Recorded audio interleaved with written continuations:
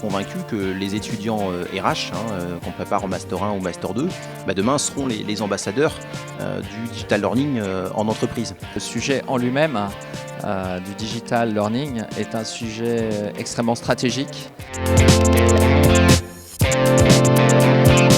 Lorsque nous nous sommes réunis avec la direction du CFA-IGS pour déterminer le thème de notre colloque, il nous a semblé évident de devoir aborder deux thèmes d'actualité.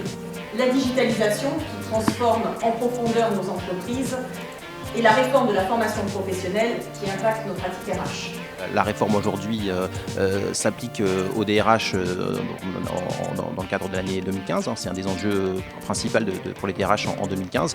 Et puis le digital learning, on est convaincu au CFA-IGS que les pratiques vont s'accélérer. Et donc l'objet du lien entre les deux était évident pour développer cette expertise chez nos étudiants cette année. Les étudiants sondés et nous-mêmes acteurs de ce colloque sommes convaincus que la réforme va bousculer les pratiques de formation professionnelle. Les étudiants sont prêts à passer une formation présentielle au blended learning. Henri Decaze, PDG du groupe AXA, résume cette mutation en évoquant plus globalement qu'un nouveau monde surgit au cœur de l'économie classique. Si on veut survivre dans les années qui viennent, ne pas être disqualifié sur son marché, ne pas être disqualifié vis-à-vis des nouveaux entrants, des nouvelles générations qui vont rentrer dans les entreprises, et on est obligé de mettre en place ces nouveaux outils.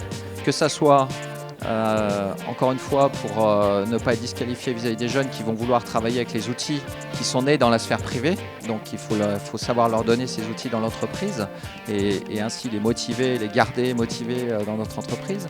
Et puis deuxièmement, il y a des raisons purement business aujourd'hui où si on ne regarde pas dans son core business ou dans son modèle de business, qu'est-ce qui peut, en quoi les leviers du digital peuvent nous aider à être plus efficaces, plus compétitifs, on est mort, puisque dans d'autres endroits du monde, il y a d'autres gens qui réfléchissent à la même chose et qui vont le faire.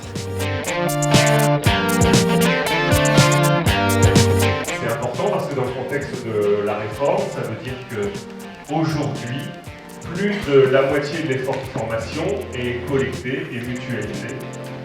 Et ça nous oblige à être très inventifs.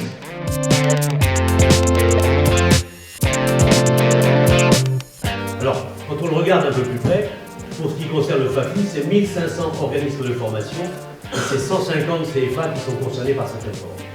Effectivement, aujourd'hui, on voit dans tous les appels d'offres auxquels on peut répondre, on est sur du blended learning. Ça veut dire quoi? Du mix formation. Coupler donc la formation en présentiel avec la formation à distance. Concrètement, une formation en 3 étapes. La première étape, on se connecte sur une plateforme à distance avec des modules digitalisés sur mesure. Deuxième étape, c'est une connexion également à distance, mais cette fois-ci avec un acteur humain, puisqu'il s'agit du formateur, en audioconférence. On va préparer des études de cas pratiques.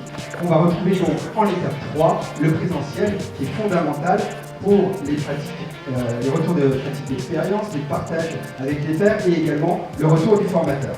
On voit qu'il y a une grosse évolution en termes de digital actuellement qui est en train de se faire et que les entreprises doivent s'adapter impérativement pour ne pas louper ce coche en fait. On a traité un sujet qui est vraiment d'actualité et qui le sera encore pour de longues années au sein des directions des ressources humaines.